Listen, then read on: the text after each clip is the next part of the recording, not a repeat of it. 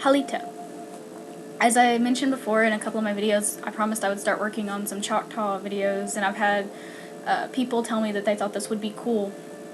So I decided I'd go ahead and get these started. I'm still in Choctaw classes. I'm currently taking Choctaw Language 2, so I'm going to start with the things I learned back in Choctaw 1 and make some videos on those, and hopefully I can do fairly well at this. The first thing about Choctaw that I thought was kind of interesting was the alphabet, because they use the English alphabet to write out their words, but it's a little different. There are some letters that are not used, like there is no G, there is no R, there is no J, and then of course there are some letters that are substituted in. For instance, there's also no C, but they have CH. They actually have a TH sound, but when they write it out as HL, and that makes the TH sound. And then there's letters that are going to sound differently when you use them in Choctaw than when you would use them in English. For instance, the letter A, we always pronounce it with A or the long A sound. In Choctaw, it's usually more of an ah sound, or an ah sound. For instance, the word for black, like the color, is losa. So it's just something you have to get used to. The vowels are probably the trickiest part of Choctaw as far as pronunciation. E is usually more of an eh type sound, but we didn't use E's too much until closer to Choctaw 2 anyway. Most of the time we used I's in Choctaw 1, and I is the fun letter because it can have the more the I type sound. For instance, the word for tree is iti, and it's spelled ITI. So the I can have that I type sound, but it can also have that more E sound. Then you have O, and in Choctaw there is no English equivalent as to how to pronounce it.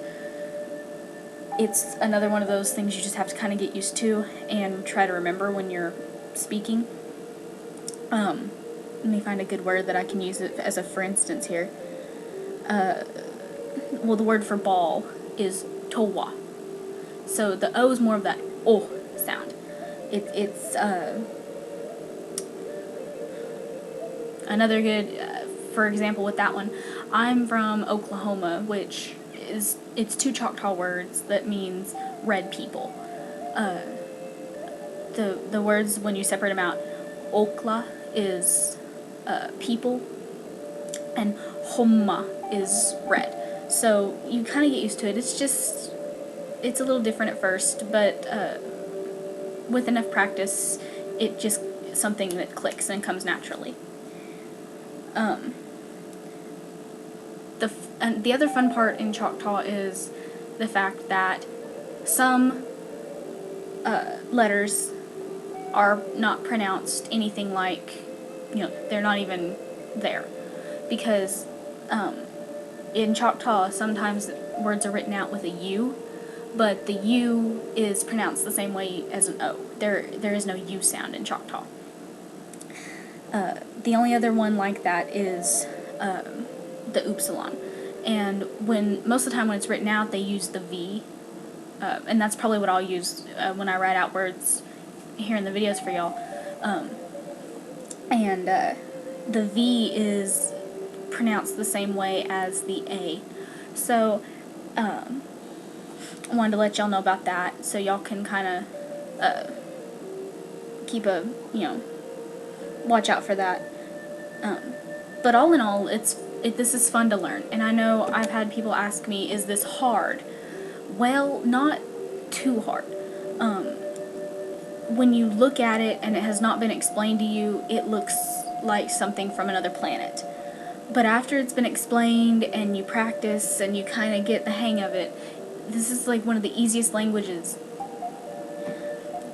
as far as learning how to pronounce the words and things.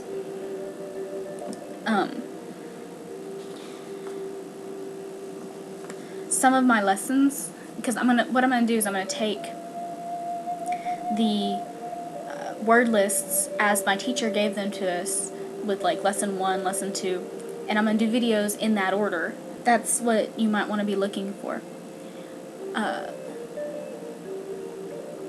If I have a good explanation as to maybe why they have a certain word, I'll try to remember to put it into the video, because our teacher, he's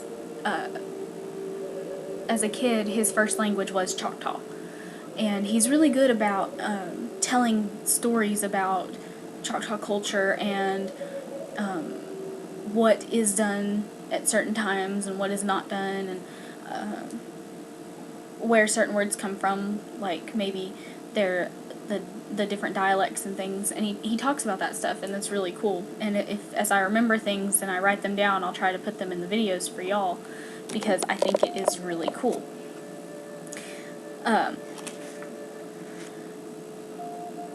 My next video that goes up will be from chapter 1, wordlet. That's how that one's gonna work. But before I stop this one, I want to tell y'all a story that I heard when I went to the Chickasaw Cultural Center here in Oklahoma, about the Choctaws and the Chickasaws, that at one point in time they were the same tribe, and they believed that they were told to start heading east toward what would later become their homelands in the Mississippi and Alabama type areas. And they believed they were told that if they took what was called the leaning stick, and they walked all day long, and at night they would stick it in the ground, and whichever way it leaned overnight, that was the direction they were supposed to go all that next day. And so they did this every day. They'd put the stick in the ground at night, and then they'd go that direction the next morning. And according to the story, when they hit a certain area, they put the stick in the ground, and the next morning it was still standing straight up. It had not moved. And according to the story, the Choctaws believed that that meant they had found the homeland. This was where they were supposed to stay, and that was the end of the discussion. But another part of the tribe believed that this just meant they were supposed to keep going till they reached, the ocean or whatever. And the discussion went on and on. Finally, they broke apart, and part of the tribe stayed, part of the tribe kept going. And this separated out to become the Choctaws and then the Chickasaws. And because they used to be all one tribe, their languages and some of their traditions and things are kind of similar, but it's also a little bit different. So I think that I thought it was a really cool story when they told it to us, and I hope y'all think this is cool. If I can think of other things, I'll try to incorporate them as well. As far as the greetings go, I'll probably open every video with halito, which is Choctaw for hello. And when you meet someone in Choctaw, you will say chimachokma, which is basically like saying how are you doing, or how are you.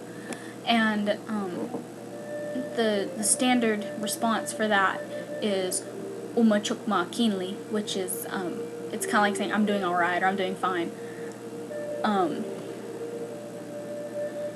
And then the other person might say ome or something, which is okay or that's cool. But then when you go to depart, the interesting thing here with Choctaw and a lot of other tribes that I've noticed, there is no actual word that means goodbye. For instance, the farewell in Choctaw is Chipinsalachiki, which means I'll see you later. In Cherokee, it's Didayon Leha Dagalaniska, which means until our paths meet again. Basically, it's because they believe that all things in life operate in a circle, and since a circle has no end, there can actually never be a goodbye. So it's basically until we see each other again, or I'll see you later.